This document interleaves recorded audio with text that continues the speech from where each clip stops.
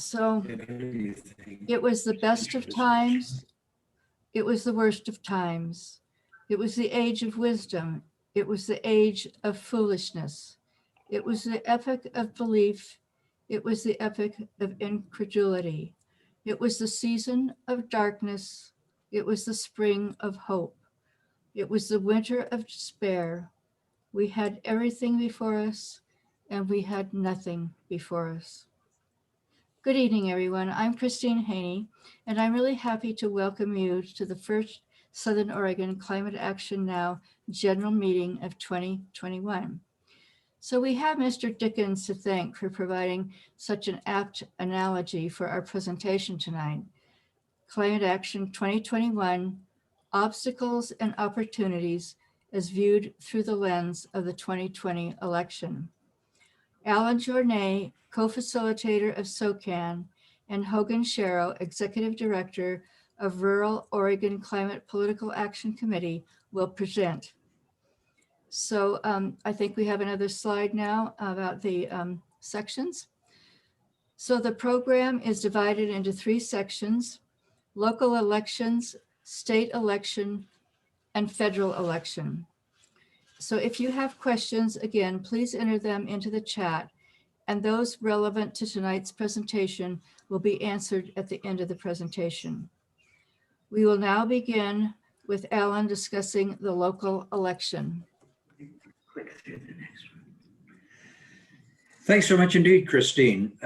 So my charge is to start off with local, and then I'll come back after Hogan and do the federal component.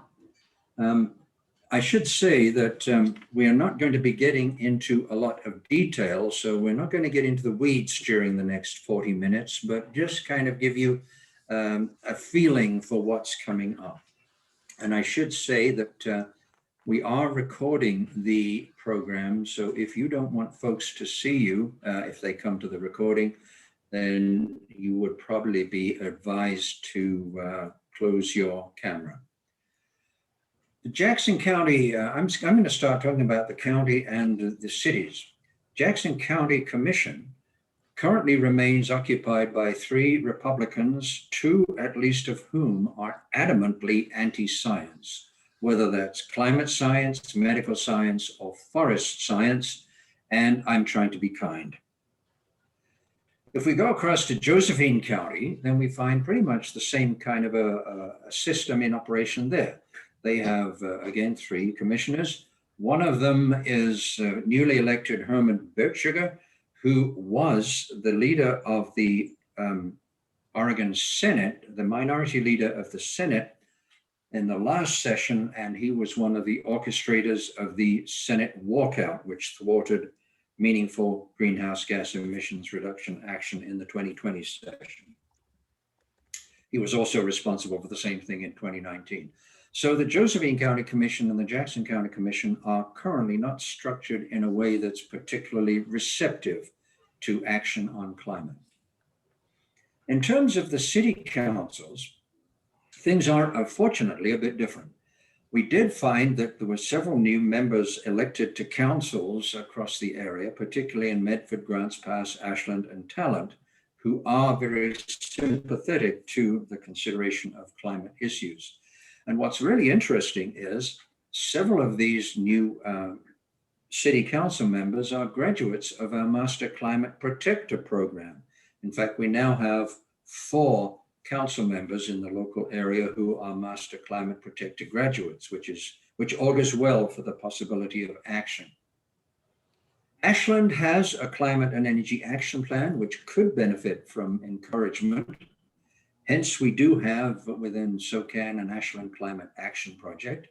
Talent, meanwhile, has a clean energy plan, which has been incorporated into their city's comprehensive plan. So there's a lot of concern and interest in both Ashland and Talent on the part of the council members for climate action.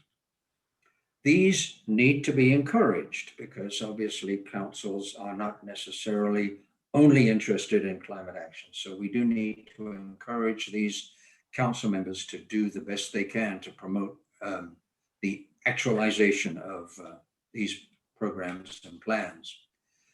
Meanwhile, other cities in the region could benefit from encouragement to engage in the development of some kind of a climate action plan. Thus, we have established newly from the SOCAN government group a new government project that's going to focus on city and county engagement. And I'm going to encourage anybody who's joined us this evening who is interested in getting involved at the city level to contact either me, Alan at socan.eco, or Laurie at socan.eco, because Laurie and I are going to be at least initially, the co-leaders of that new SOCAN project. I'm now going to pass over to Hogan for a discussion of what's happening at the state level. As I told you, this is a very cursory overview. Thanks, Alan. I just want to very quickly echo that SOCAN has been really successful with the Master Climate Protector Project and getting those graduates into City Council. So I know that there was at least one person that's interested in the program. It's a very effective one. So looking at the state level, we still have our same governor. That's good or bad depending on your perspective. For climate overall, that's a good thing.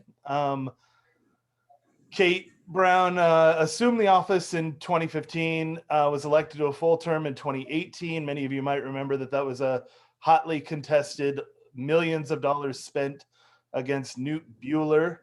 Her term will end in 2022. She can't run again until 2026 because Oregon has an interesting little rule about serving governorships you can't serve it more than 2 terms in a row, but there isn't a limit on the number of terms that you can serve. My guess is, just as a read, I don't think Kate's going to run in 2026. I think she's going to take her retirement and rest on her laurels. Okay, so then if we look at what Kate has done for climate action, last year, right before we got put into lockdown with the pandemic, she made one of the most significant moves in the entire country on climate for a governor when she signed in her Executive Order 2004, which has been deemed the Oregon Climate Action Plan.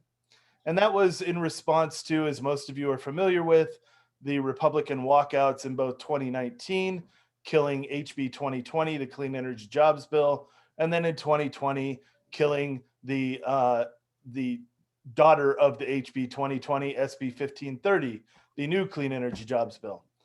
That part we'll get to in just a second hasn't changed at all, but just really quickly, the executive order is one of the strongest orders in the entire nation for climate, and directs 16 state agencies to reduce their greenhouse gas emissions with targets of 45% below 1990 levels, which were where we have a metric for the state by 2035, and then 80% below 1990 levels by 2050. We all know in SOCAN that 80% doesn't quite get us there, but this is better than nothing, and I think we can work on that 80 getting pushed up. Agencies are supposed to have their plans developed by this fall, and then the programs will be initiated in January of 2022.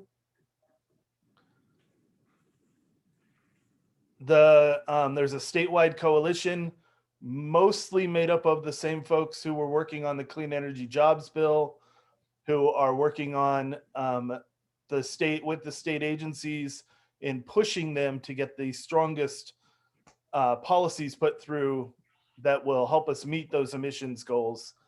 ROCPAC and SOCAN are both directly involved with the statewide coalition. SOCAN has over a dozen activists engaged, and Alan and I are both in most of those meetings. I like this bullet point, and I want to take a second here about this, that some agencies are more receptive than others. That's the diplomacy of Professor Journet right there. Some agencies are embracing this and seeing this as a challenge that they need to take on. And some agencies, most notably our Department of Forestry, are blowing this off and telling us they're already doing everything they can or everything they need to for climate change.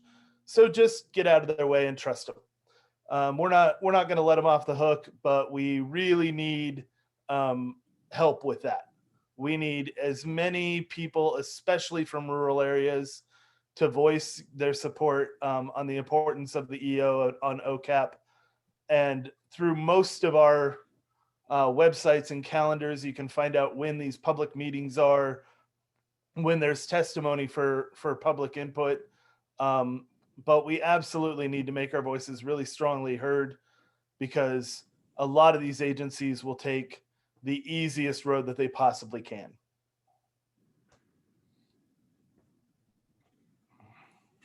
All right, so in regards to our lawmakers, and I talked about the walkouts briefly there, and I said we'd get back to them. This is where that's important. Not much has changed. The 2020 election saw Democrats lose 1 seat in the House, but they maintained their supermajority, but fell short of achieving their quorum-proof majority, which would be 40 representatives. And that's important because that means that if there's legislation that the Republican side doesn't like, and just to be clear, we're not taking a partisan position here, but historically, Democrats have been the champions of climate legislation, and Republicans, by and large, especially as a party, have done everything they can to undermine and sabotage climate legislation. So looking at it through that lens of the power from the elections, the Republicans still have that walkout possibility. When it comes to climate champions, I think we're a little spoiled here in the south end of the valley because we have 2 of them, one in the House and one in the Senate. Our one in the House, Pam Marsh, is an amazing advocate for climate action and has moved up in the power dynamics within the House. So that's really good for us. She's the incoming chair of Energy and Environment Committee. She's vice chair of Special Committee on Wildfire Recovery. She sits on the governor's Wildfire Economic Recovery Council and was part of the group that just released a report on that. And this is something that Representative Marsh is really active in and does a really amazing job for us.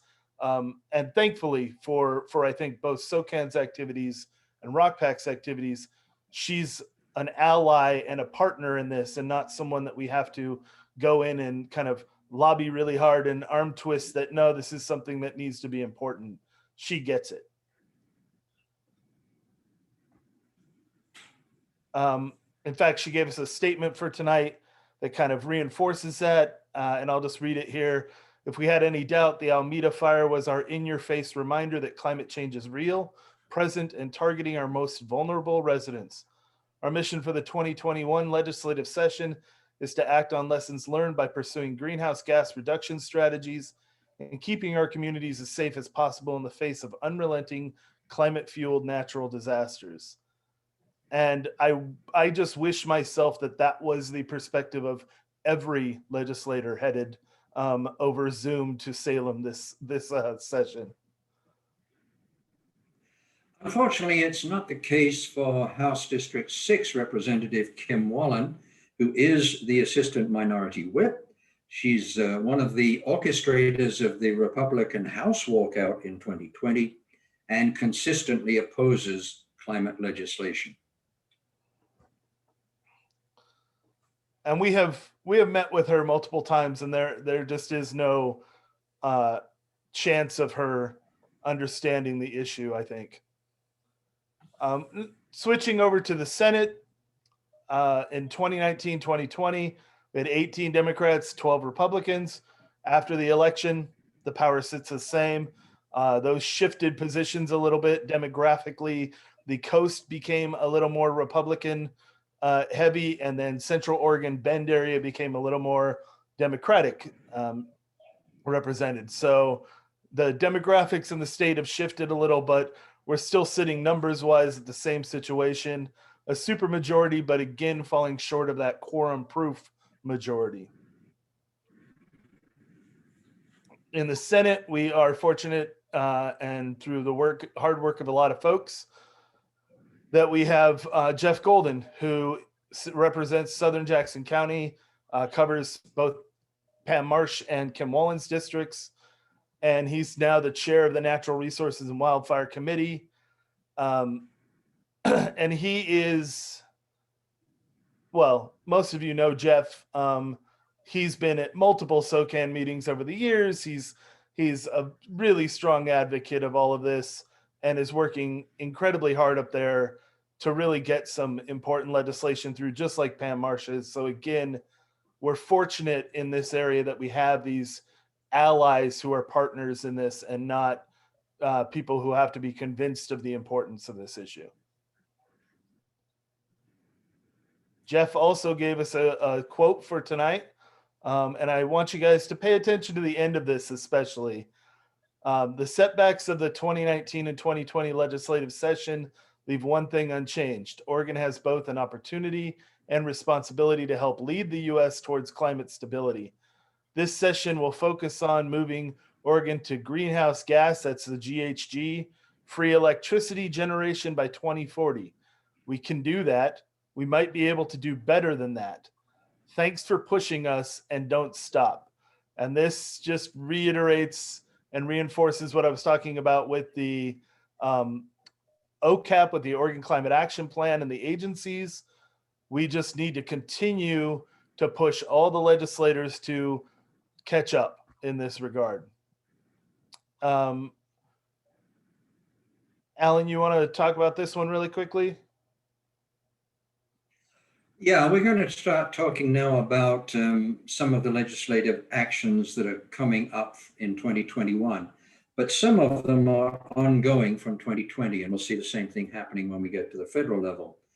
There was a memorandum of understanding, and you may remember this, that came through in 2020, in which environmental organizations and the timber industry got together and came up with an agreement on some legislation that they wanted to get through the legislature in 2020. Unfortunately, the Republican walkout didn't just stymie climate change efforts, it stymied the discussion and passage of 100 legislative items during the 2020 session. And this actualizing the memorandum of understanding was one of those. So during the latter part of the summer last year, Senate Bill 1602 was passed in one of the special sessions. And what that particular legislation did was increase riparian, that's streamside protection in southwestern Oregon, where we live, which for some reason had been left out of previous Department of Forestry efforts. It insisted that whenever the pesticides are going to be sprayed, folks should get notified. It promoted habitat conservation plans, particularly for endangered salmon, and it initiated steps to undertake a revision of the Forest Management Practices Act, which was passed in 1972. And Hogan can tell us something about how long ago that was. Yeah, 1972, the year of the Godfather. That happens to be the year I was born. So that gives you an indication of how long it's been since we have revised anything on forest management in Oregon, because I'm not a spring chicken. Okay, so we're going on now to some of the legislative proposals that are coming up. So yeah, we've got so whenever there's a legislative session coming up, in the interim, people often think, oh well, these lawmakers, they get these months off and then they come back in and then go to work and then they get these huge vacations, and usually that's not the case. They're usually working all the way through, even though our lawmakers in Oregon are supposed to be citizen lawmakers that have other jobs. And this is a case here where we have many pre-filed bills that are going to come through the legislation, and that's kind of a way to get ahead of the curve in the session.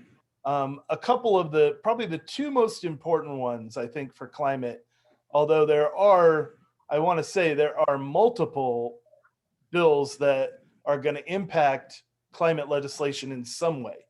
And that's really great to see, because before this time, we've had that big, huge bill that was going to cover everything. And, you know, that gave one central target for opposition to this. Whereas now we've got these multiple small bills that kind of breaks things down, and I think gives an opportunity for more climate legislation that's meaningful to get passed. The first one I want to talk about briefly is Senate Bill 390. It directs the Public Utility Commission, the PUC, to study and develop a proposal for modifying Oregon laws as necessary to get to 100% electricity that is carbon free.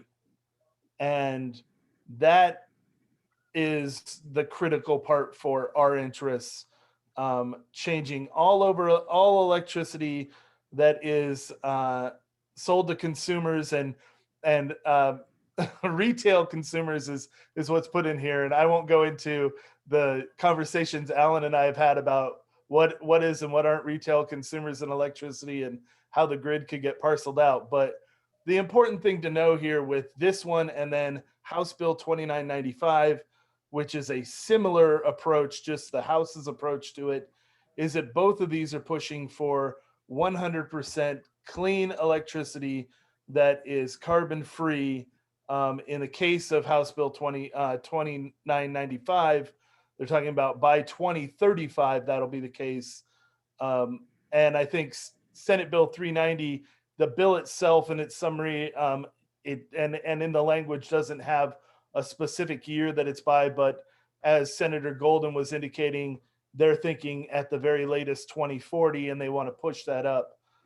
This would make a huge difference to knock out those fossil fuel sources for electricity. You know, we all know we need to get way beyond burning coal to produce electricity for people to have. And this would require that throughout the state of Oregon, which would be huge. Could I interject? It's worth underlining that Senate Bill 390 is a Jeff Golden bill, and HB 2995 is a Pam Marsh bill. So that sort of underlines, the value that we have in our local representatives. Some other ones that we found of interest. One of them is a very wonky bill, and that's House Bill 2398, which deals with reach codes that I didn't know anything about until Alan filled me in. And I think he had to look it up when he saw it. Neither of us are in the construction business, so we don't know these things. But what it essentially does is it will allow municipalities to require anyone who's building new buildings to work to achieve the best possible efficiency. And that's the reach part of that code, is reaching for the most energy efficient, the most climate friendly sort of approaches.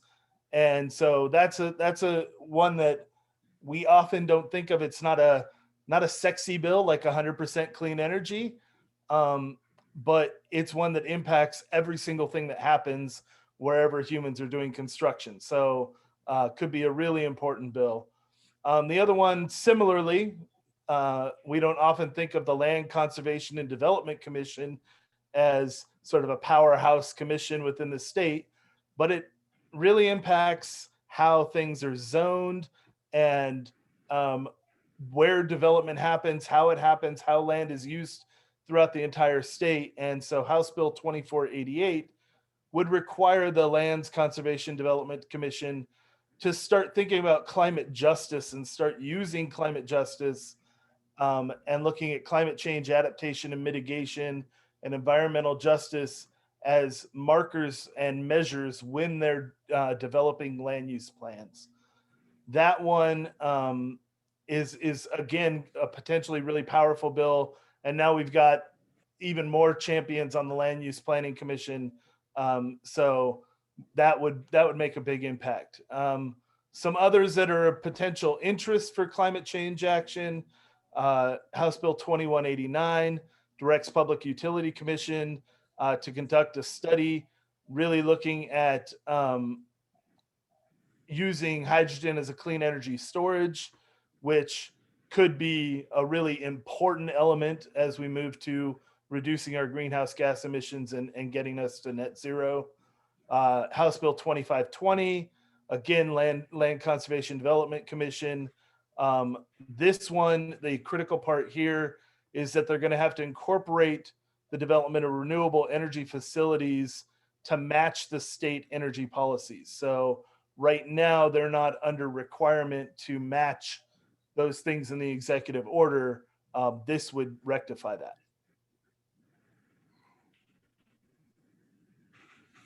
And then the last ones are some that I think Alan characterized to me as potential Trojan horses that I think is something that we need to be aware of.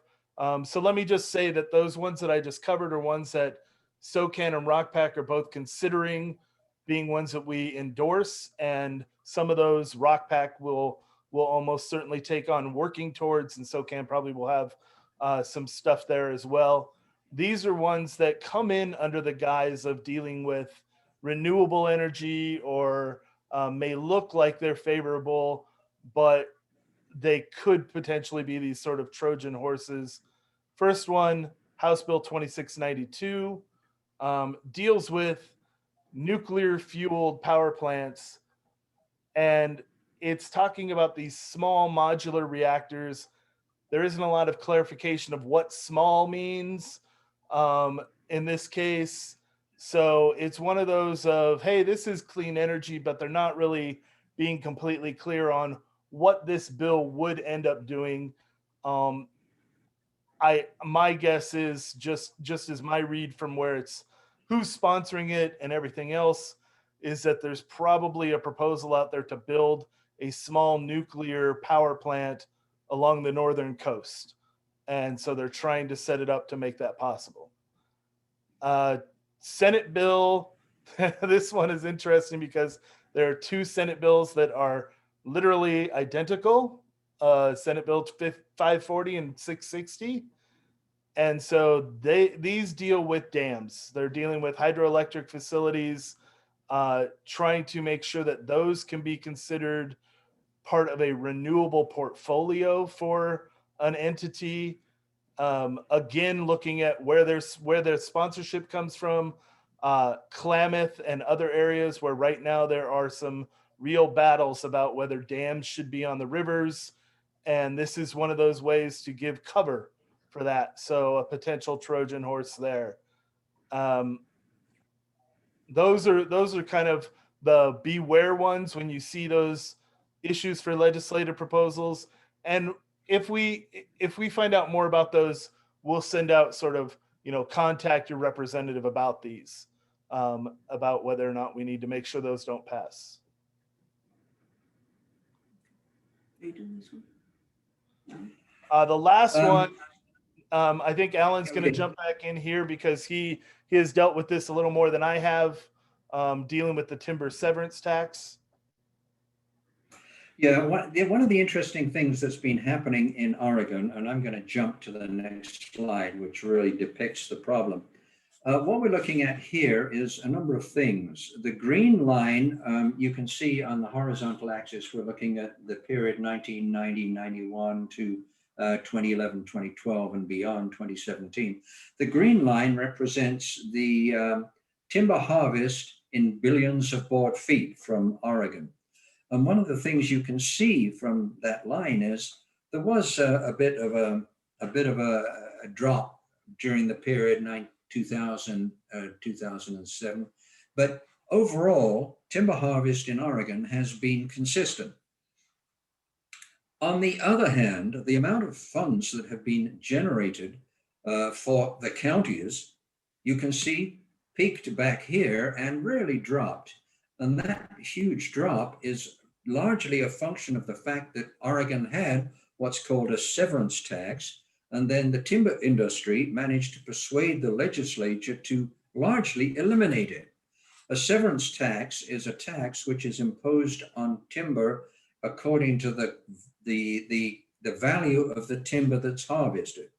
One of the interesting things about Oregon is we have a system which I would describe has Oregon's natural resources, forests, being used like the natural resources of a third world country. Our neighbors to the north and the south impose substantial taxes on timber that's harvested, but we don't. You can see the timber industry has persuaded the legislature largely to eliminate it.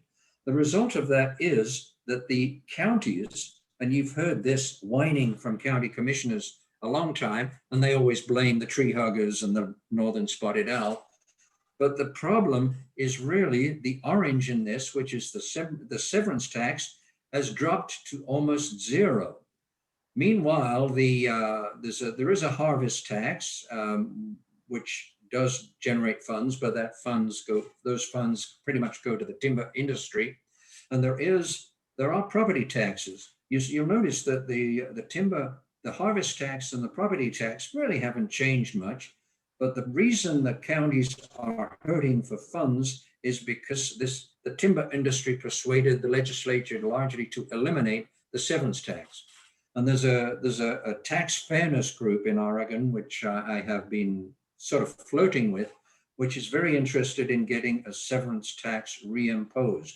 And the justification for doing this is it would generate funds that would be assigned to the counties to add to their property tax income. And it's the property taxes in the counties that provide funds for schools, fire, police, libraries, and so forth. And so when you hear the county commissioners whining about there's not enough money for all of these services, particularly in Josephine County, the reason is the severance tax has been reduced and virtually eliminated. And what we're trying to do is to reinstate that. Okay, I'm going to keep going now and get into the federal arena.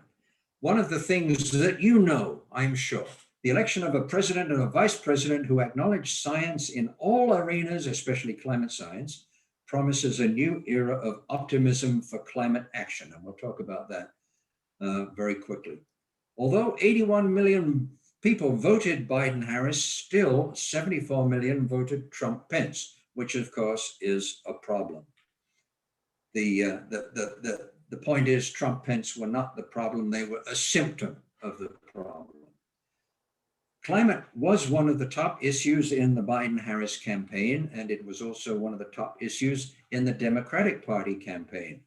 In the House, the House, the Democratic majority did dwindle, and I'm sure you probably heard about this. It went from a 235-189 majority down to a 222-211 majority, still a majority, which is critical. In the Senate, of course, thanks to Georgia, the party that actually accepts science regained control of the Senate, and we're watching what's the consequence of that happening right now.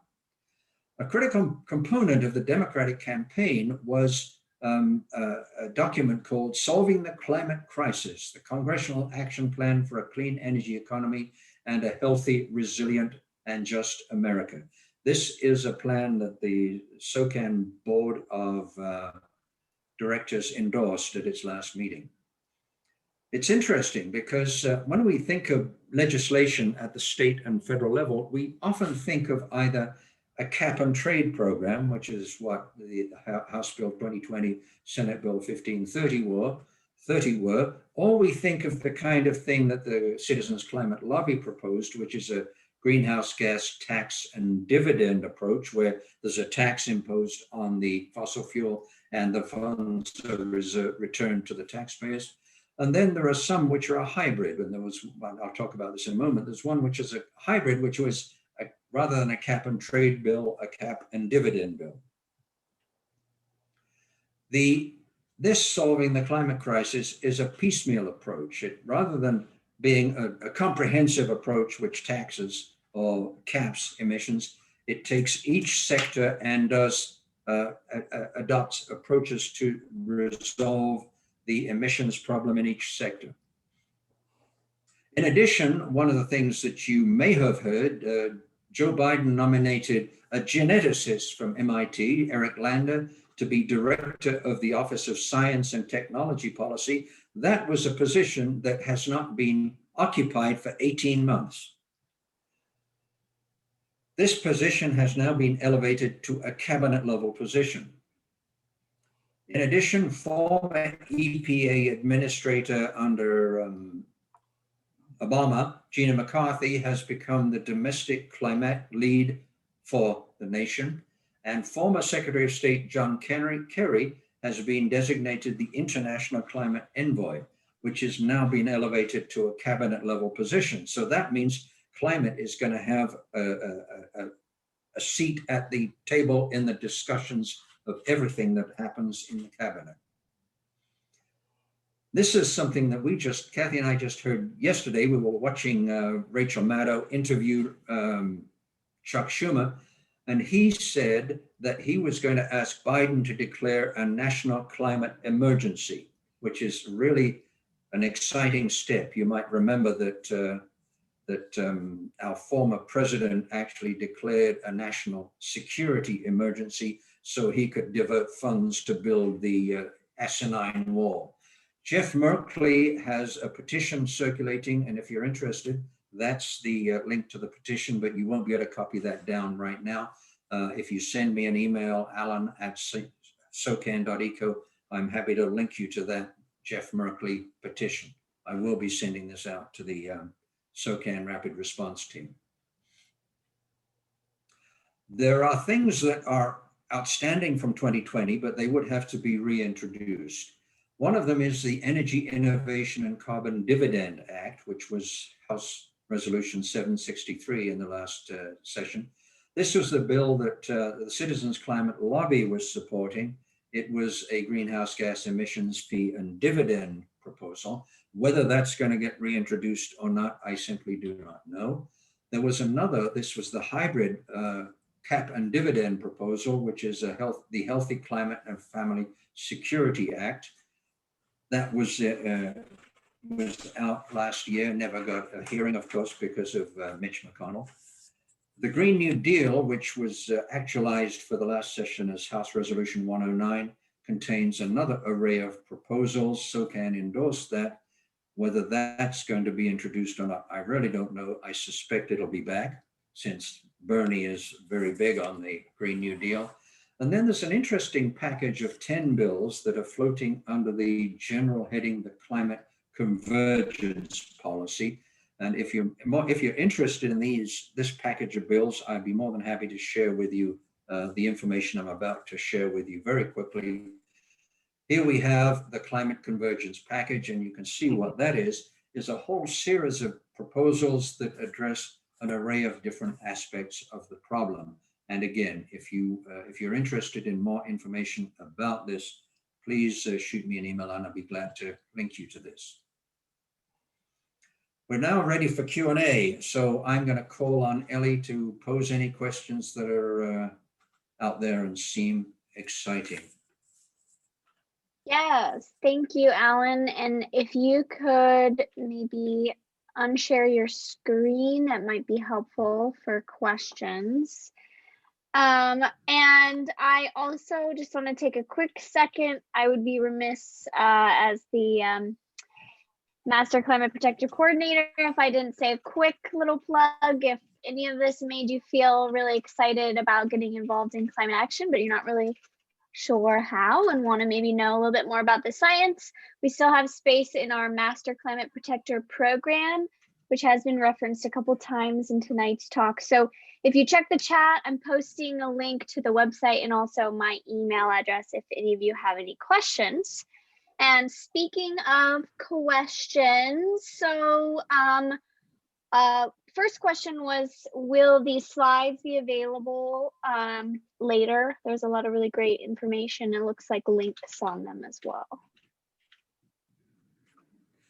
I think that we could certainly post them. There's nothing on the slides that is copyright and would potentially cause us to be in some kind of a legal strife. They're all generated by us. So I think we can, where should we post them, Kathy? On the government page. Okay, Kathy says, let's post them on the government page. So if you go into the SOCAN website and look for the government page, we'll have these posted up there. Great question, thanks. Yes, and Ray wants to know, will agriculture and forestry greenhouse gas emissions be added to DEQ tracking?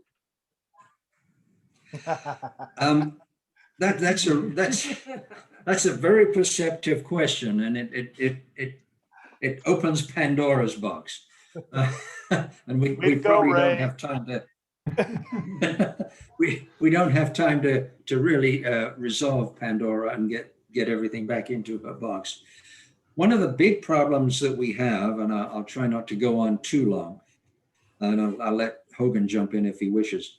One of the big problems we have is when the Department of Environmental Quality is addressing greenhouse gases, which is one of the things they're doing as a result of the executive order, what they largely do is target what are called the regulated greenhouse gas emissions. And what regulated means is greenhouse gases that are currently subjected to DEQ assessment and regulation.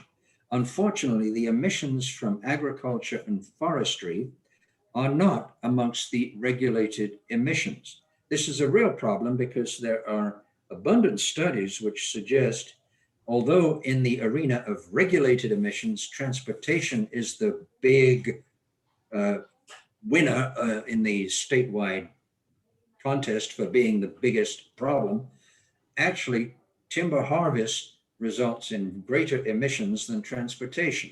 So we would really like to get more arenas, agriculture and forestry incorporated into the regulated emissions. That, however, is going to require legislation. And it's likely that that would stimulate exactly the problem that Hogan was talking about in relation to the composition of the Senate and the House. It would almost certainly stimulate a walkout. Yeah, I think the other things that I would add there is that when we're talking about forestry and agriculture, the Oregon Global Warming Commission is kind of tasked with monitoring their activities because they're not those regulated emissions. And so you've got another committee / agency that's involved. When you're talking the Board of Forestry, there's elements there. There are a lot of moving parts that have to be tweaked, or I would say tossed out,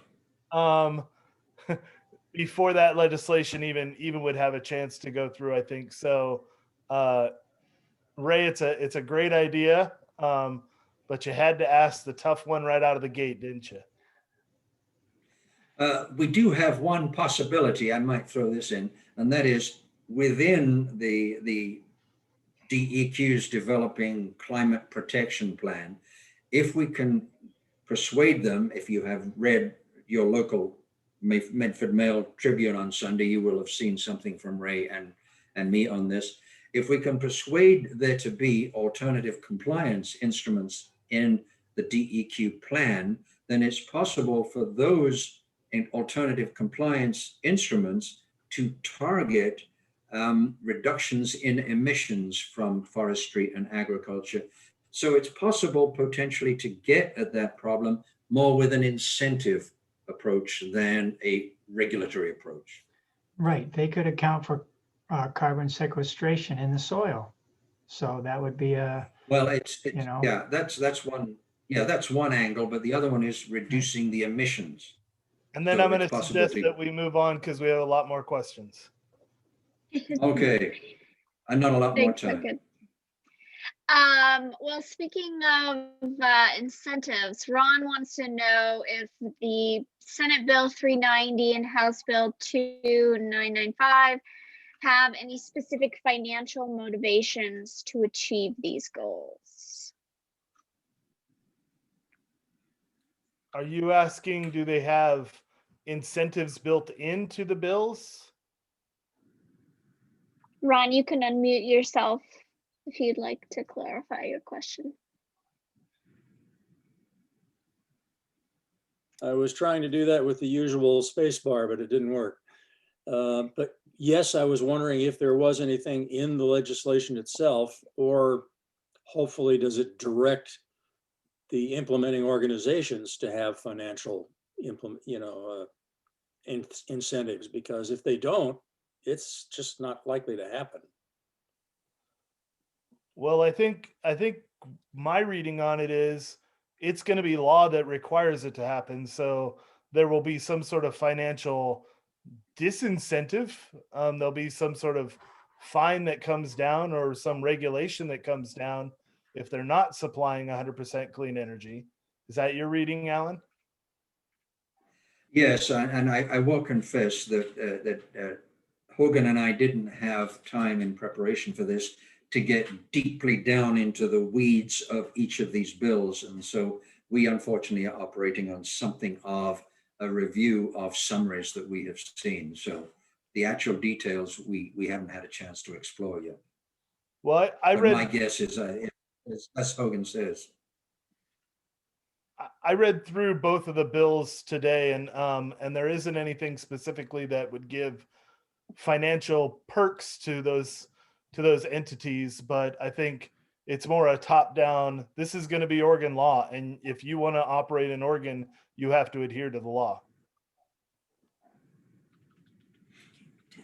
Yeah, that's it's a bit like the Senate Bill 1574, I think it was, from 2016, the called a clean bill, which did a parallel thing, which said you utilities will not sell electricity in Oregon that's generated from a coal-fired power plant, even if that power plant is in Idaho or Utah or wherever. So that was one of a bill that was somewhat contentious, but the utilities actually came out to play on that one. But that was purely a regulatory thing. And then to answer your second one, Ron, there, yeah, these are all bills. They have to pass and get signed by the governor. So.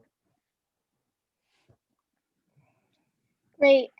Ray wanted to know, how can we make sure that the executive order, the goals of that executive order will stay in place past 2022 when we would have a new governor? Our legislators have to pass laws. The executive order, the key components of it have to be codified into Oregon law by the legislature passing things. And that's why I think it's hopeful that they've broken it up into those smaller pieces, because it can start to parcel out what are the critical things that have to get passed so this stays in effect. This is a really fascinating question because on the drive back from Salem, Hogan and I were up for the governor's signing of the executive order. This is exactly what we were talking about. And we raised this question with the coalition. And one of the big ironies, of course, is the folks in the coalition many of them are Portland based. And so they have a totally different perspective on Oregon politics than those of us out here in rural parts of the state have. And so in their perception, oh, don't worry about it. There's no way a Republican's going to get elected governor in 2022. And we keep saying to them, get your head out. Yeah, I mean, they may be right, Kathy's but from asking my us to go on. perspective, Newt Bueller was way too close in 2018. 5 points is way too close for someone like Newt Bueller for my taste. So. All right, we have one more question here, and Alice wanted to know if we can count on any Republicans not to walk out. Alice, I love your perspective and your optimism. But no, right now there isn't. We are not aware of any. There isn't a single Republican that has the independence, I'll say politically nicely, diplomatically. There isn't a single Republican that has the independence to say, no, we were sent here to do a job and I'm going to stay and do the job. Last time, the only Republicans that stayed were the ones who they felt were vulnerable in their districts and they needed to stay to show people, to kind of give that face value of I'm staying to do my job. But we haven't found any. And, you know, as I said to people last year, I was in Salem more than the Republicans were last year. talking to anyone that I could and couldn't find anyone who was willing to work on this. So All right. Thank you all for your questions. Oh, go ahead, Alan. I just wanted to say, just quickly following what Hogan said, one of the Republicans who stayed and was supposed to get cover in the election actually was returned to the Senate. The House member who stayed to get cover was defeated. So it worked for one, but not the other. So Ellie, just Alrighty. confirming, can you see So- my screen? I can see your screen. You're all good to go. Thank you. If you don't know me, I'm Kathy Conway, and my task is to offer some actions to you to consider, and also to quickly share some of the things that SOCAN is doing in case you're interested in joining us on any of these. So with respect to the topic we've covered tonight, Alan has mentioned the city and county level work that's going to be started. So that is contacting him or Lori, and the federal and state level, contact Alan if you want more information.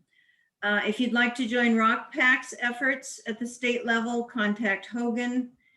And if you'd like information on any of these issues, you can contact either Alan or Hogan and get more information. So the next piece I'm going to do is talk about SOCAN events. Everything I'm telling you is on the SOCAN calendar, which is socan.eco/events.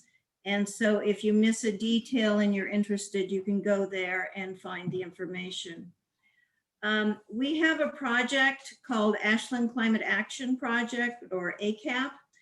And on this Thursday, they're showing the other side of the hill, bridging Oregon's rural and urban divide. That'll be a Zoom meeting, 7 to 8:30. And it's on the calendar, or contact Lori if you want more information. Another thing that Ashland Climate Action Project is doing is having Transit Equity Day 2000. That's good. That should be 2021. Louise Shawkat organized this last year. It was very successful. It'll be on Zoom this year, but looking at the state of transit equity in Oregon and the Rogue Valley. And as a piece of this action, Rosa Parks, this is an event that's tied to her and her actions that she took.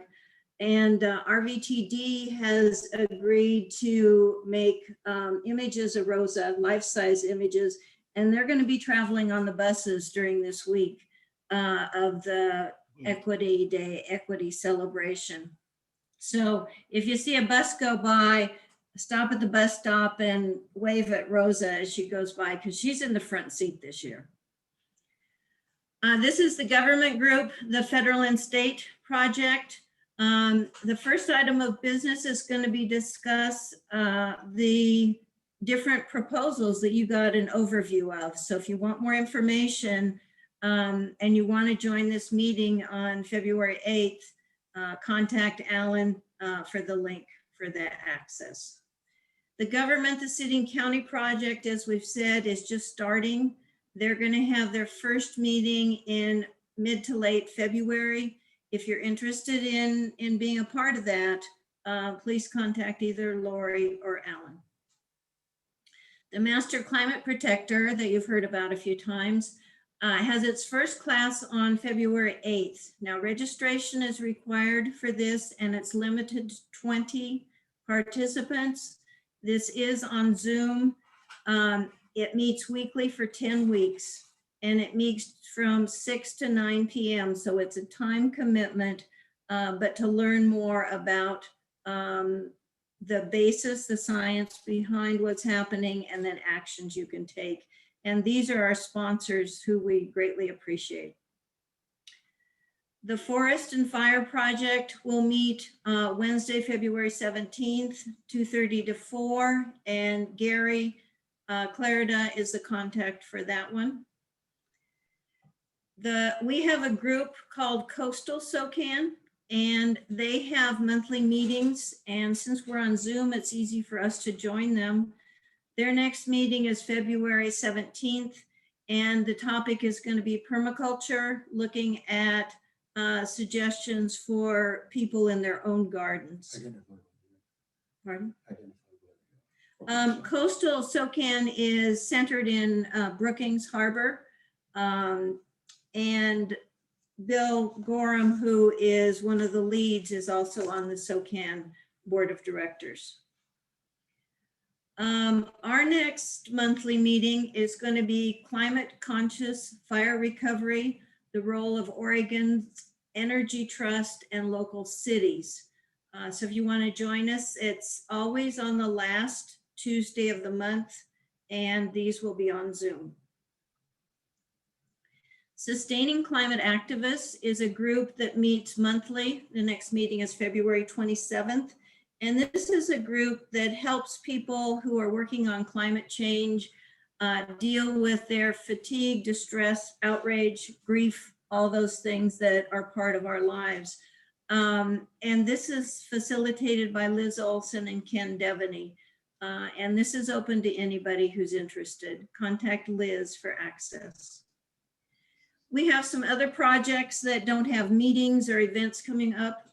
We have a Businesses Taking Action, Climate in the Classroom, a fire recovery group, a Media Corps, Oregon Legislative and Congressional Districts, presentation project, transit equity, Voices of the Valley, and water management and conservation. These are all on the website if you're interested in more information.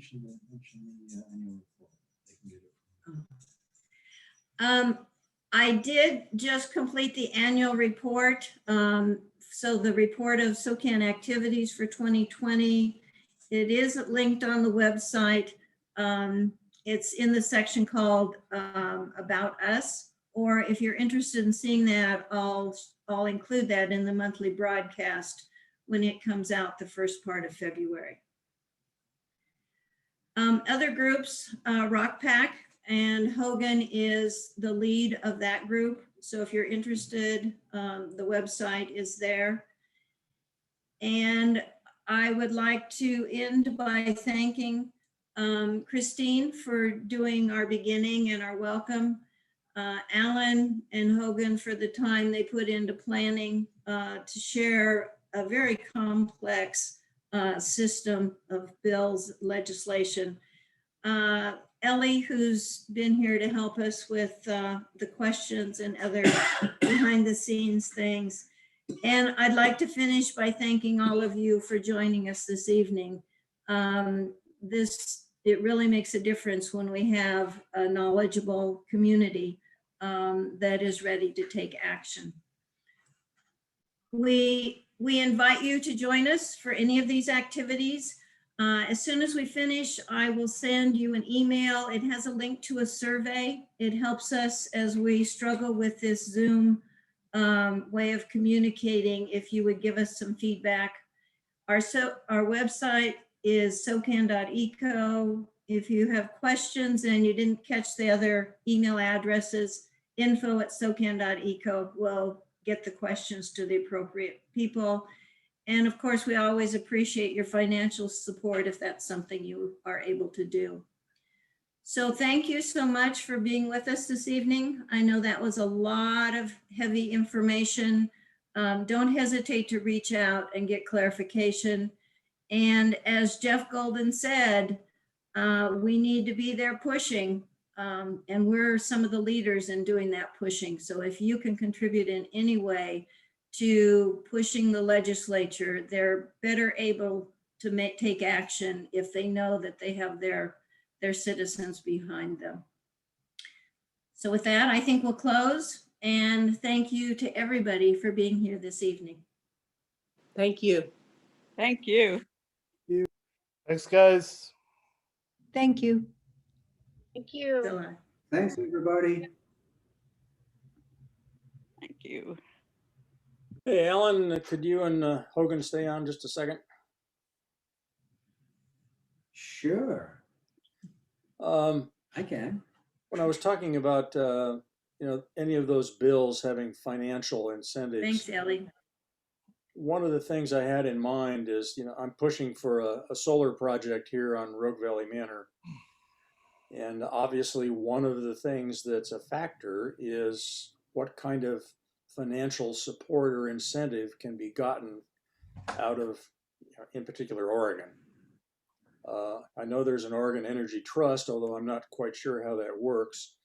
And I know that there was a grant program for community solar projects, but they've all been eaten, that funding has all been eaten up. So I'm wondering if, are they going to provide any more funding under that program? And I could probably look it up. Or is there going to be any other way of? Have you talked to Karen Chase? Karen Chase is the Southwest Oregon Outreach Director, sort of the field person for Energy Trust.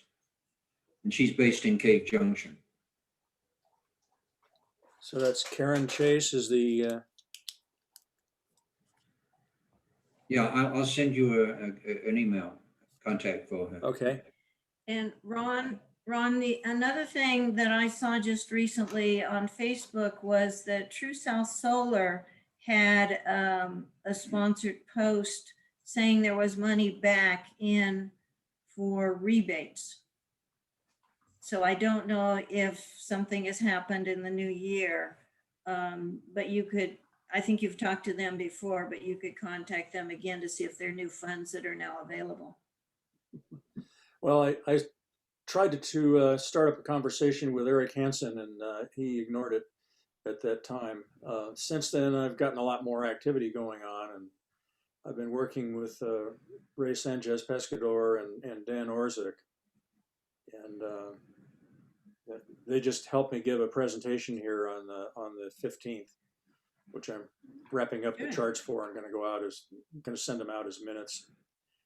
But they didn't seem to be aware of anything in particular. There's the federal I would have thought investment that tax credit. Ray Sanchez would. I would have thought if there's something out there, Ray Sanchez Pescador would know about it.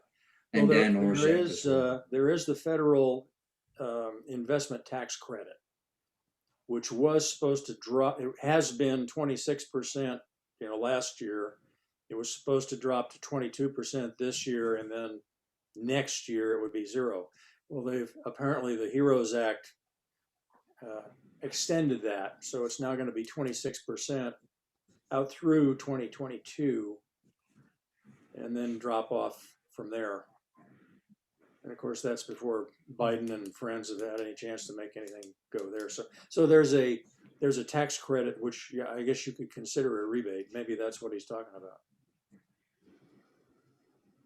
Yeah, that might be it. Ellie, am I still sharing my screen?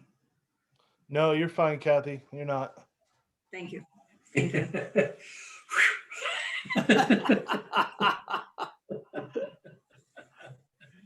Putting up those, okay. No, Food I porn. stopped it for you. Food porn, all Thank the, you. I was hoping this would happen. wondering about dinner.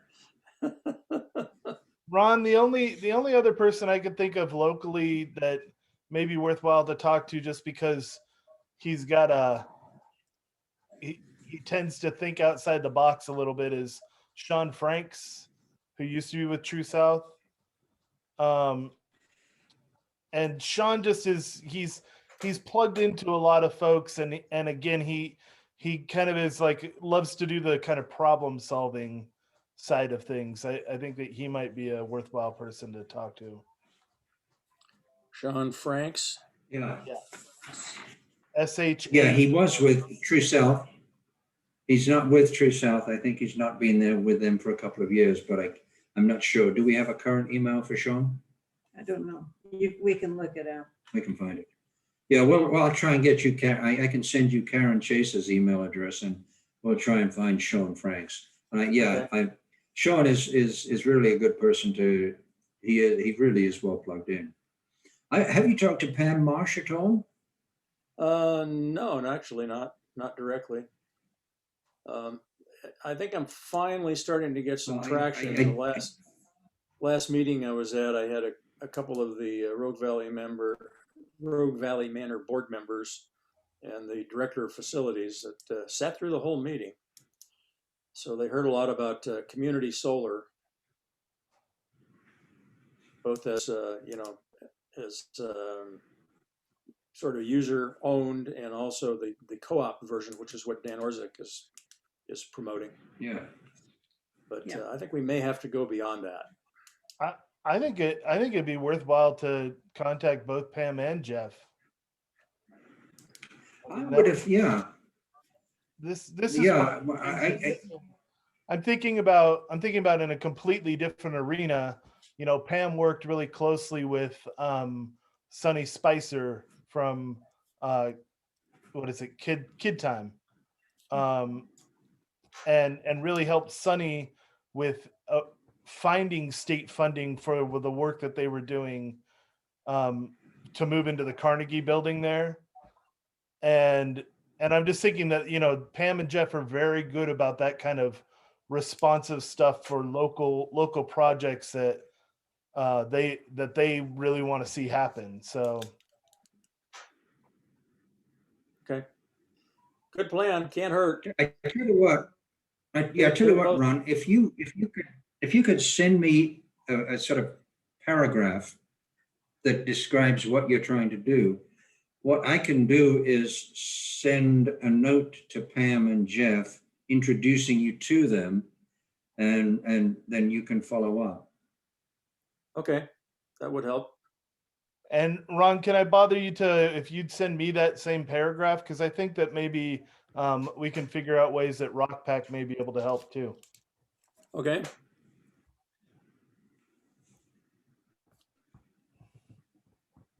Well, I guess we bored everybody else. Looks like it. Ellie fell asleep. I guess we're that exciting, Hogan. Personally, I think we're a pretty good Abbott and Costello team most of the time. So I think you did a great job. I think the think you back did and fine. forth worked well. Yeah. Yeah. All right, Okay. we're ready to end it all? Thank you. No. I'm not going to end it all. Just a meeting. all right, good job. Right. Thank you both. Thanks, Hogan. Nicely done. Yeah, it went well, and our internet held and your power held. So what more could one ask for? That's right. We'll just Yeah, right. And we don't have to drive home and whatever's flying around out there tonight. So that's a good point. We don't have to think about, oh, we should wrap this up sooner. Well, you know, when I think was it Ron or whoever made the request about that our meetings happen at 7:00 at night. I was Right. thinking, yeah, you don't have to drive out in the hills outside of Jacksonville at 8:30. yeah. And that would make us Yeah. have to wait too long for beer. I mean, Right. Yes. Well, this whole thing is being recorded. Pause recording. Stop Oh, yeah. recording. you can stop it, I think.